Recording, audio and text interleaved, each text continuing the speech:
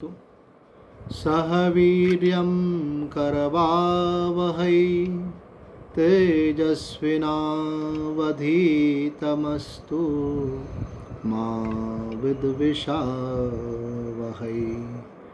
ओम शांति शांति शांति। आइए प्रेम से 2 मिनट भगवान का नाम लें। जय जय अम्बे जय जगदम्बे, जय जय अम्बे जय जगदम्बे, जय जय अम्बे जय जगदम्बे, जय जय अम्बे जय जगदम्बे, जय शिव शंकर बम बम हर हर, जय शिव शंकर बम बम हर हर, जय शिव शंकर बम बम हर हर, जय शिव शंकर बम बम हर हर, जय जय राधे जय श्री कृष्ण, जय जय राधे जय श्री कृष्ण, जय जय राधे जय श्री कृष्ण, जय जय राधे जय श्री कृष्ण, जय सिया राम जय जय हनुमान, जय सिया राम जय जय हनुमान, जय सिया राम जय जय हनुमान, जय सिया राम जय जय हनुमान, श्री राम जय जय राम, श्री राम जय जय राम, श्री राम जय जय राम, श्री राम जय जय राम, श्री राम जय जय राम, श्री राम जय जय राम, श्री राम जय जय राम, श्री राम जय जय राम, श्री राम जय जय राम, श्री राम जय जय राम। सच्चिदानंद भगवान की जय। श्रीमद् भगवत गीता के 9वें अध्याय का हम लोग मनन कर रहे हैं, जिसमें हमने पिछली बार देखा था कि भगवान ने ये बात कही कि मैं राज विद्या राजगुही योग का अर्थात ज्ञान के सहित विज्ञान का उपदेश करूँगा। और फिर भगवान ने बताया कि ये विद्या कैसी है, कि ये विद्या ऐसी है कि जिसको प्राप्त हो जाती है तो वो सदा के लिए फिर समस्त दुखों से मुक्त हो जाता है। और जब इतना बड़ा फल है इसका, तो स्वाभाविक रूप से सबके मन में इच्छा होनी चाहिए कि हम इस विद्या को प्राप्त करें। तो भगवान कहते हैं कि भाई इसको प्राप्त करना कठिन हो तो सबके मन में इच्छा ना भी हो, पर इसको प्राप्त करना कैसा सुसुखम सुखपूर्वक हो सकती है। और बोले ये धर्मानुकूल है। अगर कोई धर्म के मार्ग पे पहले चलता रहा है तो उसके लिए तो उसी मार्ग पे चलते हुए आगे बढ़ना है बस केवल। तो यहाँ भगवान कारण बताते हैं कि इतनी सरल होने पर भी सब लोग इस विद्या को ग्रहण क्यों नहीं करना चाहते। भगवान कहते हैं कि इतनी अपार महिमा होने पर भी जिनकी इसमें श्रद्धा नहीं है, अश्रद्धाना पुरुषा धर्मस्यास्य परम तप, कि इसमें अश्रद्धा होने से हे परम तप अर्जुन, लोग इसको प्राप्त नहीं करके बारंबार मृत्यु के मार्ग में जाते हैं। तो मृत्यु का मार्ग क्या है कि जब तक आत्मज्ञान नहीं होता है तब तक जीव जन्मता और मरता रहता है बार बार। और जब जब जो शरीर धारण करता है उस शरीर में उसकी अहमता हो जाती है। तो इससे अभी आपको लगता है ना कि मैं मनुष्य हूँ, लगता है आपको? बोले हाँ लगता है। आपको लगता है कि मैं स्त्री पुरुष हूँ? बोले हाँ लगता है। कोई कन्फ्यूज़न तो नहीं? बोले क्या कन्फ्यूज़न? बोले ऐसे ही ये जीव जब कुत्ते की योनि में जाता है तो उसको ये लगता है कि मैं कुत्ता हूँ। बिल्ली की योनि में जाता है तो लगता है मैं बिल्ली हूँ। कोई उस बिल्ली को दूध पिलाए तो वो खुश होगी, कोई बिल्ली को डंडा मारे तो घबराएगी। तो बिल्ली की फीलिंग होती है कि ये मुझे मार रहा है, ये मुझे प्यार कर रहा है, और उस शरीर के अंदर मोह हो जाता है। ऐसे अनेक शरीरों में जीव बार बार जन्मता मरता रहता है और अनेक क्लेश सहन करता है। सबसे ज़्यादा कंफर्टेबल शरीर देखा जाए तो मनुष्य शरीर है, जिसमें हम मेहनत करके 2 पैसे कमा के अपने सुविधा के अनुसार रह सकते हैं। बाकी प्राणी को तो मजबूरी है, जो कंडीशन प्रारब्ध द्वारा प्राप्त हो गई उसमें रहना पड़ता है। न तो वो किसी से शिकायत कर सकते हैं कि हमारे साथ गलत व्यवहार हो रहा है, न ये बोल सकते हैं कि मैं बहुत दुखी हूँ, और तो दूर की बात दूर रही, ये भी नहीं बोल सकते मैं भूखा हूँ मुझे कोई रोटी दे दो। 2 दिन से भूखेंगे, 4 दिन से भूखे हैं, बीमार हैं, कष्ट भोग रहे हैं, उसके बाद में भी कोई पत्थर फेंक रहा है तो वो ये नहीं बोलेंगे अरे भाई मेरे पे दया करो। तो ऐसे अनेक योनियों में जीव अनेक दुख भोगता है। भगवान कहते हैं, भगवान ने खुद कहा है यहाँ मानो कि उसको मैंने एक अवसर दिया कि अब तुम दुखों से मुक्त हो जाओ, तो उसके बाद में फिर वो मुक्त नहीं होना चाह रहा है। तो कई लोग बोलते हैं कि भगवान आपने अवसर दिया, बड़ी कृपा करी, पर पहले आपने फंसाया काहे को हमको इसमें। तो भगवान कहते हैं कि जैसे कोई व्यक्ति सपने में सपना देख रहा होता है, बहुत डरावना सपना देख रहा होता है, तो बहुत घबरा रहा होता है, और पास में मानो उसकी माँ सो रही है बच्चे के, तो माँ देखती कि बेटा छटपटा रहा है, तो माँ उसको हिला के उठा देती, बेटा उठ जा, क्या बात है। माँ मैं तो डरा हुआ था, ऐसा लग रहा था कि मेरे को कोई राक्षस पकड़ रहा है, और उसने मुझे पकड़ लिया था, मैं छूटने की कोशिश कर रहा था। बेटा कहाँ है राक्षस? बोले नहीं माँ कोई राक्षस नहीं है, मेरे को थोड़ा सा केवल ऐसा सपना दिख रहा था, वास्तव में नहीं है। तो ये बात रमन महर्षि जी कहते हैं कि हमको कभी कभी भगवान से ऐसी कंप्लेंट होती है कि भगवान आपने हमको पहले पैदा किया, संसार के बंधन में डाला, अब बोल रहे हो मुक्ति की तरफ चलो। तो पैदा न करते तो हम बंधन में नहीं पड़ते और मुक्ति।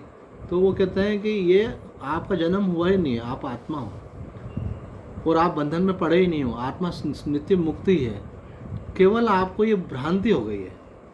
भ्रांति का निवारण हो जाएगा तो आपको आनंद हो जाएगा, पर भ्रांति इतनी कस के पकड़ी हुई है। ऐसा तुलसीदास जी रामायण में कहते हैं, यद्यपि मृषा तदपि छूटत नाही। ये चिज्जड़ ग्रंथि जो है, हम चेतन होकर के जड़ शरीर से ऐसा तादात्म्य कर लिया, हमने वहाँ अपने कुछ ऐसे बड़ा बना लिया है कि मैं ये हूँ, मैं वो हूँ, मैं ऐसा मानता हूँ, मैं वैसा मानता हूँ, मैं ऐसा करता हूँ, मैं वैसा करता हूँ, मेरे पास ये है, मेरे पास वो है ना, ये मेरा, ये फलाना है।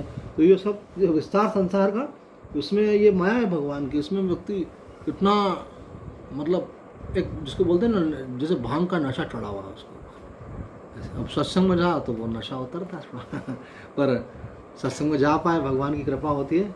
बिन हरि कृपा मिले नहीं संता, और बिन सत्संग विवेक न होई। तो भगवान की कृपा होती है। ऐसा बोलते हैं कि कोई उपासना करके शांति को उपलब्ध नहीं होता। बता दें आपको, भगवान की भक्ति तो करना चाहिए, लेकिन उपासना से किसी को शांति नहीं मिलती है।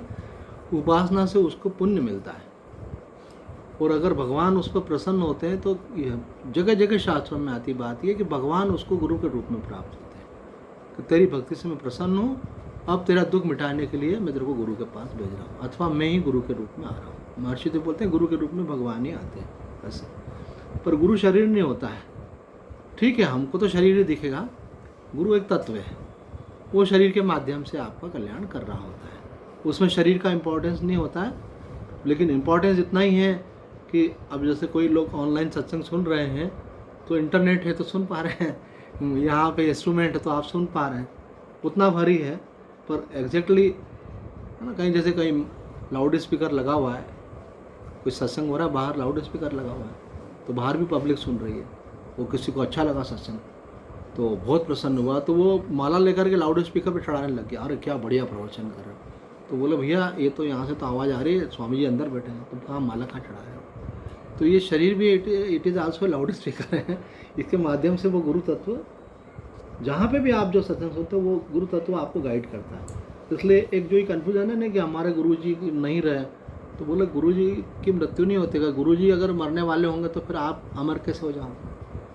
गुरु जी अमर है और आपको वो अमर होने की विद्या ही सिखा रहे हैं। तो वो शरीर नहीं रहा, लेकिन गुरु तत्व तो विद्यमान है। तो अगर आपकी श्रद्धा है तो वो किसी भी माध्यम से वो आपका कल्याण करेगा।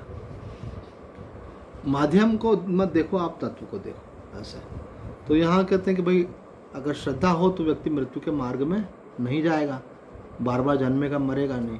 पर अगर श्रद्धा नहीं होगी तो वो बोले फिर जन्म मरण का चक्र ऐसा है, बहुत जीव दुख पाता है ना। कभी थोड़ा समय के लिए कुछ कंफर्टेबल हो जाता है ना सब, तो आदमी को लगता है मुक्ति की इच्छा क्यों करें, है ना, बढ़िया तो चल रहा है।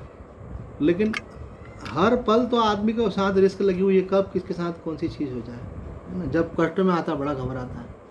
वैसे देखा जाए ना तो मनुष्य जो है देखा जाए तो बहुत थोड़े में राजी होने वाला है, क्योंकि ओवरऑल अगर आप लाइफ को देखोगे तो जीवन में दुख बहुत ज़्यादा है और सुख थोड़ा सा है, और सुख भी वो है जो आपने माना हुआ है। और आदमी वो थोड़े से सुख की लालसा में लगा रहता है और फिर मिल जाता है थोड़ी देर के लिए। उस जैसे इसके महर्षि पतंजलि ने इसको एक्सप्लेन किया, देखो वो कहता है आपके मन में कोई इच्छा है, तो जब इच्छा होती तो आपको वेदना शुरू हो जाती है। जैसे ही थॉट आया कि मेरे को ये चीज़ मिलना चाहिए, वैसे आपको वेदना होती है कि कब मिलेगी, कैसे मिलेगी, मिलेगी कि नहीं मिलेगी। तो एक बेचैनी आपके मन में, अनकंफर्टेबल आप हो गए। अब आप उसके लिए इफ़र्ट करते हो, तो इफ़र्ट करना इटसेल्फ जो है वो तकलीफ सहन करना है।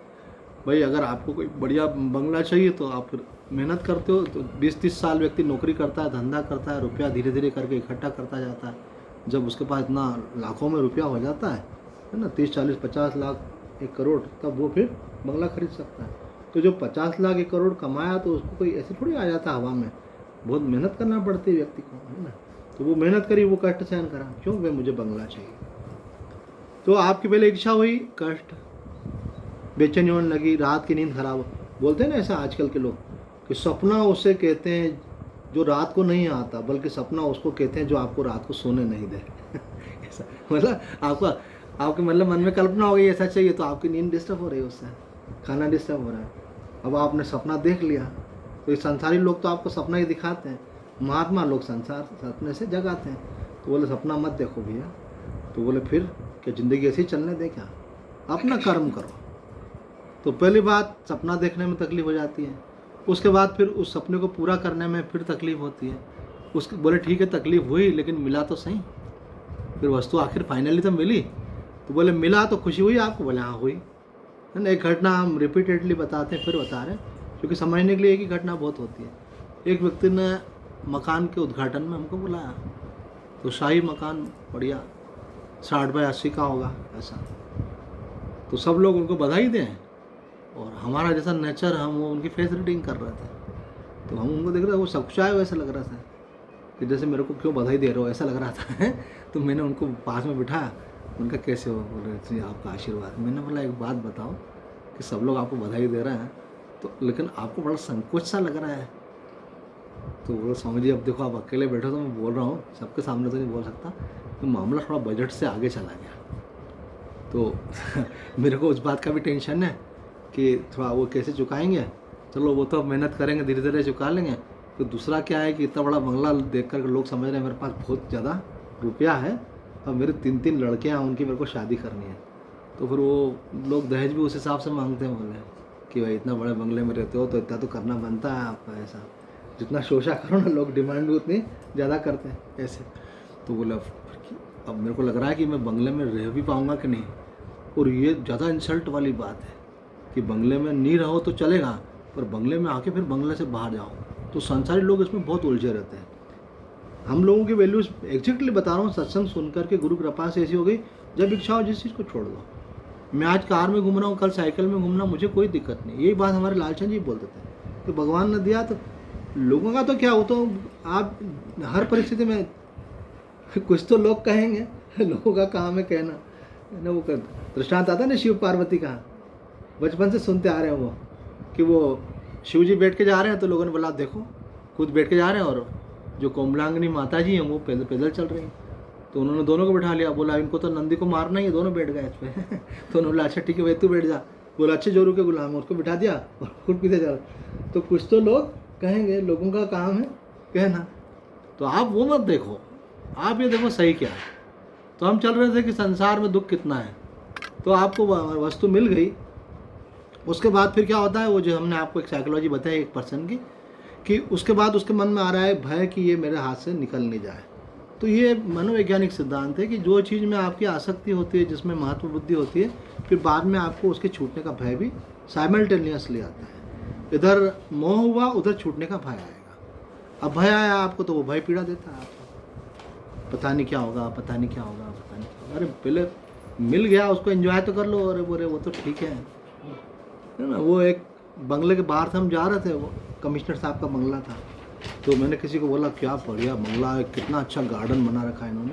बोले गार्डन आपको हमको दिख रहा है, वो तो साहब जो हैं वो तो अपने काम में बिजी रहते हैं, उनको थोड़े टाइम है इसको देखा बैठ करके इसका एंजॉय करें ऐसे। तो कई लोग बहुत भोगों की सामग्री को तो बहुत इकट्ठा कर लेते हैं, लेकिन उनको उनके साथ दिमाग में इतनी सारी बातें होती हैं कि वो उसको, जैसे छोटा बच्चा है ना प्रकृति का आनंद लेता है, लेकिन जो बड़े लोग रहते हैं वो नहीं ले पाते। क्यों? बच्चे कैसे आनंद लेते हैं, छोटी छोटी चीज़ें पूछते हैं, वो आएंगे तो देखेंगे सब चीज़ों को। आपके घर में रहती है लेकिन आप नहीं देखते उनको, लेकिन उनको दिखती है वो चीज़ें। तो विवेकवान व्यक्ति जो होता है वो इस बात को समझ पाता है कि देखो हम संसार में रहते हुए भी संसार के अंदर किस प्रकार से जी रहे हैं। एक बार स्वामी जी ने कहा, किसका मोबाइल बज रहा है?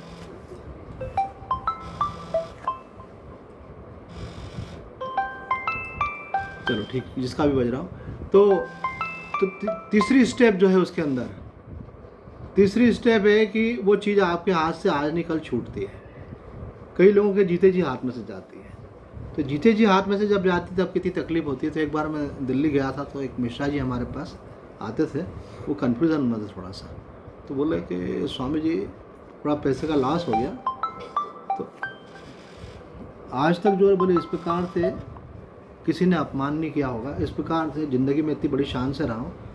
पैसे को लेकर के अब जिसका पैसा है तो बोलेगा ही दबाव डालेगा, ऐसा सब व्यवहार हो रहा है। पर हिम्मत नहीं होती मकान बेचते हैं, जाएंगे कहाँ ऐसे।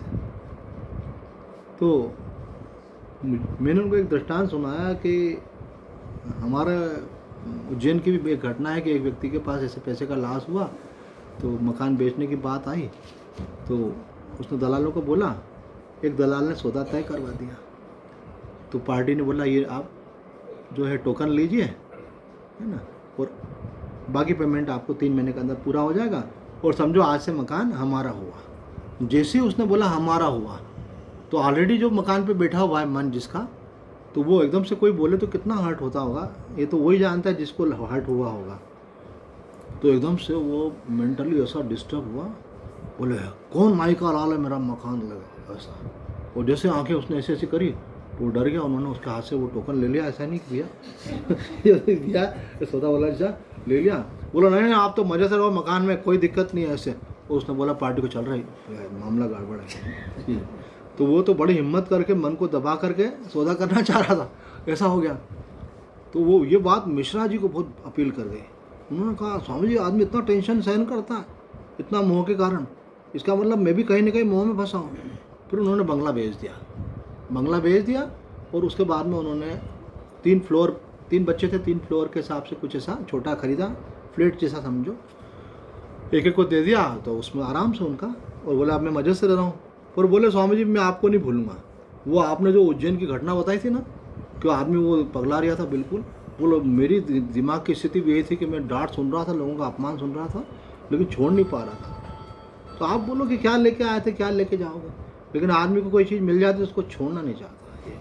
ये नहीं समझता है कि मैं शरीर नहीं हूँ तो संसार मेरा कैसे होगा, ये है ही नहीं, सब वापरने के लिए दिया भगवान ने। ये तो हम जय कृष्ण मूर्ति तो कहते हैं कि आप जो संसार को ऐसा मानते हो ना मेरा है, ये आप थोड़ा सा मनोवैज्ञानिक रूप से विचार करोगे तो ये आपका केवल मेंटल डिस्टर्बेंस है। ये आपका साइकोलॉजिकल डिस्टर्बेंस हो जाता है ना, कई लोगों का आप पागल जैसी बातें करते हैं, तो एक प्रकार से आप अघोषित पागल हो अगर ऐसा मानते हो कि ये बंगला मेरा है, मकान मेरा है, आश्रम मेरा है, ऐसा किसी को भी आप मानते हो। बोले बस घोषणा नहीं हुई है, कई लोग होते हैं पर घोषणा जब थोड़ा बढ़ जाता है तब घोषणा होती है। तो बोले जब तुम्हारी कोई जो चीज़ लेके तुम नहीं आए थे, जब तुम लेके जा नहीं सकते, जिस पर तुम्हारा हक चलता नहीं, कई लोगों का तो मकान को लेके ऐसा रहता है कि वो मकान में ताला ही नहीं लगा पाते। जैसे हमारे पास में उधर उज्जैन में सत्संग में आते थे, तो उनके बहू बेटे घर में हो तो आ जाते थे, बहू बेटे नहीं हो तो सत्संग में नहीं आते। तो मैंने कहा तुम्हारे लिए भगवान भी छूटा, तीर्थ यात्रा भी छूटी, मकान, मैंने कहा मकान के तुम मालिक हो कि मकान तुम्हारा मालिक है। मेरे को भी उज्जैन में ऐसा रियलाइज़ हुआ था कि ये मकान आश्रम का मैं मालिक हूँ कि आश्रम का नौकर हूँ। ऐसे मैंने एक स्वामी जी को बोला, तो बोले ऐसा क्यों सोचते हो। मैंने कहा वो भाइयों का वेट करते हैं, आज झाड़ू पोछा करेगी, अभी ये करेगी, फलाना करेगी, ये तो 2-3 घंटे उसमें ख़राब होते हैं। फिर मेरे को समझ में आया कि बी प्रैक्टिकल, अगर आपको आश्रम में रहना है तो आपको इतना कराना पड़ेगा, है ना। फिर आप आश्रम छोड़ के किसी के जाके रहोगे, वो आपको रहने की जगह देगा, वहाँ पे भी वही करना पड़ेगा वो आपके लिए वो नहीं करेगा कि वो आपके लिए करवाए बैठ करके, वहाँ पे भी आपको ही करवाना पड़ेगा और वहाँ पे भी वही डिस्टर्बेंस आएंगे। तो मैंने समझ लिया, थोड़ा सा कभी कभी समझने में टाइम लग जाता है ऐसा समझ में आया कि ये तो है संसार में, अगर आप किसी चीज़ का सुख ले रहे हो तो उसके साथ दुख जुड़ा हुआ है, अनुकूलता के साथ प्रतिकूलता जुड़ी हुई है, लेकिन उसको मिनिमाइज कैसे कर सकते हैं। मैंने एक बार आपको अपना अनुभव बताया था। अनुभव महात्मा लोग कम बताते, मैं कोई बोला आप अनुभव बताया करो, तो मैंने बोला अनुभव बताने की चीज़ थोड़ी होती है, अनुभव तो करने की चीज़ होती है, पर कभी कभी संयोगवश प्रसंग निकलता है तो बताने की होती है। मैं एक बार मॉर्निंग वॉक पे जा रहा था, मेरे को सिद्ध महात्मा की प्रेजेंस फील हुई, ऐसे कि कोई सिद्ध महात्मा मेरे पास में। पूरे रोड पे देखा कोई भी नहीं है, मैंने कहा ऐसा क्यों लग रहा है कोई पास में। फिर मैंने कम्युनिकेट करने की कोशिश करी तो मैं जुड़ गया उनसे। तो उन्होंने कहा, मैं ये बहुत पहले की बात बता रहा हूँ, मैं तब सफ़ेद वस्त्र वाला साधु था। तो उन्होंने कहा कि अगर परमात्मा की तरफ जाना है तो स्त्री और धन दोनों से बच के रहना, ये आसक्ति जो है तुमको उस मार्ग में ले जाने में बहुत यात्रा को डिले कराएगी ऐसे। तो ये जो धन का चिंतन जितना मिनिमाइज करें, तब धन, कोई धन का मतलब केवल कैश मनी नहीं होता है, गोल्ड इज आल्सो धन, शेयर इज आल्सो धन, हाउस प्रॉपर्टी इज आल्सो धन, ये सब धन ही है। इसमें किसी में भी अगर आपका मन अटक रहा है, इसका मतलब ये है कि आप एक प्रकार से उसके मालिक नहीं हो, बल्कि वो आपका मालिक बन रहा है। भाई चीज़ें हैं तो आप व्यवहारिक दृष्टि से, तो व्यवहारिक सत्ता में तो मैनेजमेंट तो करना ही पड़ता है, पर आपको अगर उसको लेकर के दबाव रहने लगे, चिंता रहने लगे, आपका मन उसमें अटकने लगे, तो उसको कोशिश करना चाहिए ऐसा कुछ मैनेजमेंट बनाए कि हमको कम से कम उसको लेकर के थॉट आए। ऐसे जितना आपको संसार का विचार कम होगा, उतना आध्यात्म का विचार ज़्यादा होगा, उतना आप परमात्मा का चिंतन ज़्यादा कर पाएंगे, उतना नाम जप ज़्यादा कर पाएंगे। ऐसे तो स्वामी जी तो कृष्णानंद जी महाराज तो उससे भी एक स्टेप आगे बोलते हैं, क्योंकि एक के बाद एक स्टेप लेनी है अपने को। तो बोले कि आध्यात्मिक उन्नति की क्या पहचान, ये एक कॉमन क्वेश्चन है सभी साधकों के मन में। तो आध्यात्मिक उन्नति की एक प्रमुख पहचान ये कि वो कम से कम विचार में जीता है, थॉटलेसनेस उसमें ज़्यादा रहती है। तो आत्मा में रहने का मतलब होता है थॉटलेसनेस, ऐसे विचार भी नहीं है और चैतन्यता भी है वहाँ में, थॉट फ्री चैतन्यता। तो बोले आप उस अवस्था में ज़्यादा रहने लगो तो समझना चाहिए कि आपकी आध्यात्मिक उन्नति उस शिखर के निकट जा रही है ऐसा। और अगर आपका माइंड चलता रहे तो आप विद्वान हो, जैसे जो प्रवचन करने वाले पढ़ते हैं बहुत, बोलते बहुत हैं, फिर चिंतन करते हैं, तो उनका दिमाग भी चलता है ज़्यादा, पर बाकी लोगों का भी चलता है ऐसे। तो अगर धर्म और आध्यात्म को लेकर चलो तो फिर भी चलो सात्विक उसमें जा रहा है। संसार को लेकर तो कम से कम हटे। तो संसार को जितना आप, अब देखो कितने बड़े बड़े इंडस्ट्रियलिस्ट हैं, टाटा हैं, बिरला हैं, है ना, ये रिलायंस वाले हैं, अब कितने सारे काम हैं इनके, लेकिन काम इन्होंने ऐसा ऑटोमेटिक सिस्टम बना देते हैं, सब चलता रहता है। ये एक एक फैक्ट्री पे जाकर देखते नहीं है अपने कि कहाँ पे क्या हो रहा है, लेकिन सिस्टम बना रखा है इन्होंने ऐसा। तो मुझे एक सेठ जी जो है उज्जैन आया था, तो मुझे पाँच फैक्ट्रियों पे होते हुए आए थे, तो मुझे बोले आपको हम मक्सी होते हुए इंदौर लेके चलते हैं। मैं चलिए, तो मेरे को जाना ही था, तो वो मुझे मक्सी लेके गए, वहाँ से इंदौर लेके गए। तो मक्सी में फैक्ट्री पे गए, फिर उनका मैनेजर आया, सर आइए ऐसे करके बात कर, वो पेपर वगैरह थोड़ा दिखाया, बोले आधा घंटा बैठे, मुस्कुरा करके फिर बैठ करके। तो बोले कि स्वामी जी 5 फैक्ट्री है, 5 में एक राउंड लगा देते हैं अपन, 15 दिन में एक बार कभी, काम सब चलता रहता है। तो बोले धीरे धीरे सिस्टम ऐसा सेट कर लिया कि मुझे कुछ भी नहीं करना है। तो बोले जो आपका वेदांत बोलता है ना कि हम अकर्ता हैं, तो कई बार ऐसा लगता है कि हमको भी ऐसी फीलिंग हो रही है कि हम अकर्ता हैं, चीज़ें अपने आप काम करती हैं। ये भी कोई बुद्धिमानी थोड़ी कि आपको ज़्यादा टेंशन लगना पड़े, रात दौड़ना पड़े। तो लोग बोलते हैं स्वामी जी आजकल ईमानदार आदमी क्या मिल रहा है कि अपना काम उनको सौंप दो ऐसे। तो इतने बड़े बड़े काम चल रहे हैं, ये कैसे चल रहा है? ये भी तो कोई ना कहीं मैनेजमेंट है ना, दिमाग है उनके पास, कर पाते हैं। कई लोग खुद मेहनत करके कमाते हैं। मुझे याद है जब मैं ग्रेजुएशन करके निकला तो बड़े भाई ने बोला कि यह शॉप है, संभालो यहाँ पे। तो मेरा तो स्वभाव वही था, तो वो जो बैठे उनके साथ सत्संग करो, ऐसे करो, हाँ वो बातें करो। तो और फिर मेरा जो काम होता मैं कर देता था। तो हमारे जो बड़े भाई साहब थे वो मुझे बोले कि काम करवाना जो है बड़ी चीज़ होती है, करने को तो मजदूर भी काम करता है, तुम काम करते हो इससे कोई महत्व नहीं है। हम यहाँ पर रहते नहीं, ये 5 स्टाफ के लोग हैं, ये सब काम में लगे रहना चाहिए, तुम उनको बैठ कर बातें करते रहते हो, उनका टाइम भी खोटी करते हो और ये तो दोस्ती कर लेते हो। सबसे दोस्ती करना चाहिए क्या? अपना लेवल बना कर रखो, इनसे ज़्यादा बात नहीं करना है। तो अभी ये भी आपकी योग्यता है कि आप इधर से उधर भाग ही रहे हो, ये कर रहे हो, दुनिया में लगे पड़े हो। होना क्या चाहिए, आप एक सिस्टम सेट कर दो और आपका चल रहा है ना, और आप मज़े से बैठे हो सत्संग कर रहे हो। अब आप सत्संग के लिए टाइम को नहीं निकाल पा रहे हो, बोले और हम तो लगे पड़े हैं, तो यू आर नॉट इंटेलिजेंट, इसीलिए लगे पड़ो। अगर बड़ी बड़ी कोचिंग क्लासेस चल रहे हैं, बड़े बड़े सेंटर चल रहे हैं, कितना कितना चल रहा है, तो क्या वो सब जो चलवा रहे हैं वो खुद थोड़ी उसमें लगे पड़े हैं। ऐसे हर क्षेत्र में स्थिति यही है। तो ज़्यादा वो है कि थोड़ा सेट कर दिया, वो ज़िंदगी का मज़ा लो भाई, जो आपने जो कमाया उसका आनंद कब लोगे, आप तीर्थ यात्रा कब करोगे, आप है ना, घूमोगे फिरोगे कब, आप भगवान का नाम जप कब करोगे, है ना, तो वो कभी तभी कर पाओगे जब आप थोड़ा सा उससे अपने को अलग करोगे। अब किसी की स्थिति ये बिल्कुल लोअर लेवल पे ही है और उसको पर्सनली करना ही पड़ रहा है, तो उसको प्रारब्ध समझे अपना। तो साधक जो है,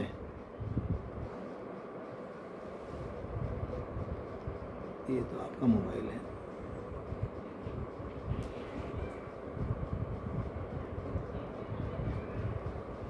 साधक जो है वो, ये जो बात कही गई है कि संसार में दुख ज़्यादा है सुख कम है, लेकिन आदमी उस दुख से बचने का जो उपाय है उस तरफ नहीं जा पा रहा है, तो उसको उस तरफ जाने का प्रयास करना चाहिए। वो प्रयास करेगा तो अवश्य जा सकता है। और वो उपाय क्या है, वो भगवान ने यहाँ पे खुद उपाय बताया है। जैसे आज का श्लोक हम लेना चाह रहे थे, समय तो हो गया, लेकिन तो उस श्लोक में भगवान ने पूरा उपाय ही बताया केवल, है ना।